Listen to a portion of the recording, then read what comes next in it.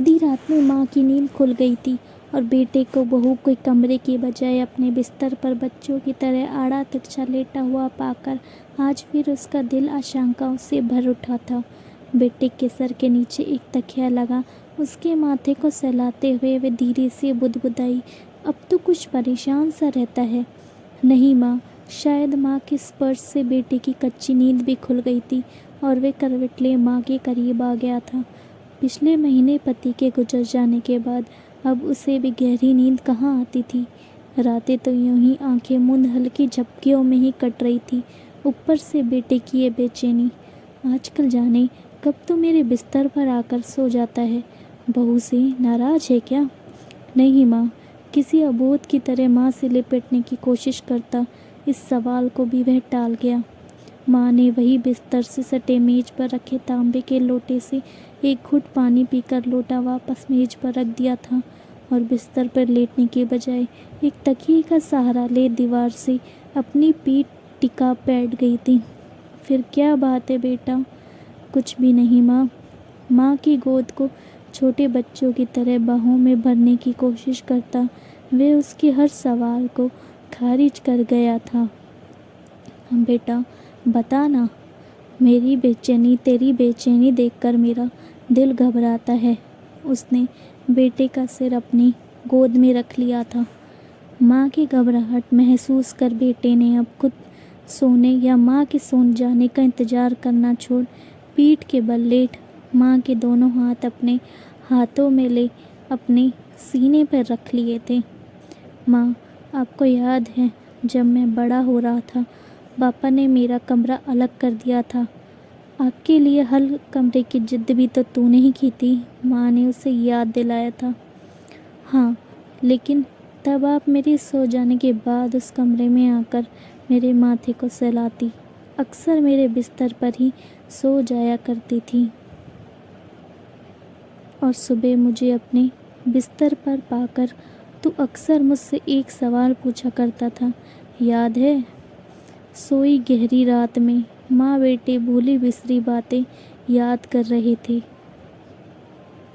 हाँ, याद है।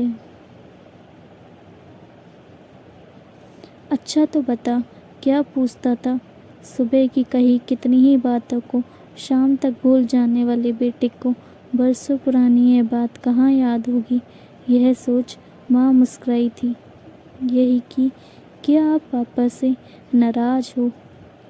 बेटे की अद्भुत याददाश्त क्षमता से रूबरू होती माँ का निस्तेज होता चेहरा अचानक एक अद्भुत मुस्कान के साथ कमरे की मध्यम रोशनी में भी जगमगा उठा। हाँ, पर बेटा तुझे ऐसा क्यों लगता था? आज वर्षों बाद शायद माँ भी शिद्दत से बेटे के मन की उस बात को जान लेना चाहती थी जिसे जानने की फुर्सत उसे आज से पहले कभी नहीं मिली। क्योंकि मैं आपको हमेशा पापा के साथ देखना चाहता था। पिता को याद करते हुए बेटे ने अपने सीने पर रखे माँ के दोनों हाथों पर अपनी जकड़ मजबूत की। बेटा, मैं भी तुम्हें हमेशा बहू के साथ देखना चाहती हूँ, माँ ने झुककर बेटे का हाथ चूम कर कहा। माँ, तब आप पापा को कमरे में अकेला छोड़कर मेरे पास क्यों आ जाती थी? बरसों बाद बेटा भी अपने मन की जिज्ञासा माँ के सामने रख रहा था। बेटा, डर लगता था कि कहीं अकेले कमरे में तो डर ना जाए। माँ, अब जब पापा नहीं रहे मुझे भी डर लगता है। क्यों बेटा? माँ अपने बेटे का डर जानने को अधीर हो उठी। कहीं आप अपने अकेलेपन से डर ना जाओ, इसलिए मैं इसके आगे वह कुछ कह ही नहीं पाया। माँ बेटे एक दूसरे से लिपट गए थे और सारे शब्द आंसुओं में बह गए थे। दोस्तों, अगर आपको ये छोटी सी कहानी अच्छी लगी हो तो प्लीज़ मेरे चैनल को लाइक और सब्सक्राइब कीजिएगा ताकि आपको इस तरह की और रोमांचक कहानियाँ मिलती रहें। And thank you so much for watching. Thank you once again. Keep watching, keep subscribe.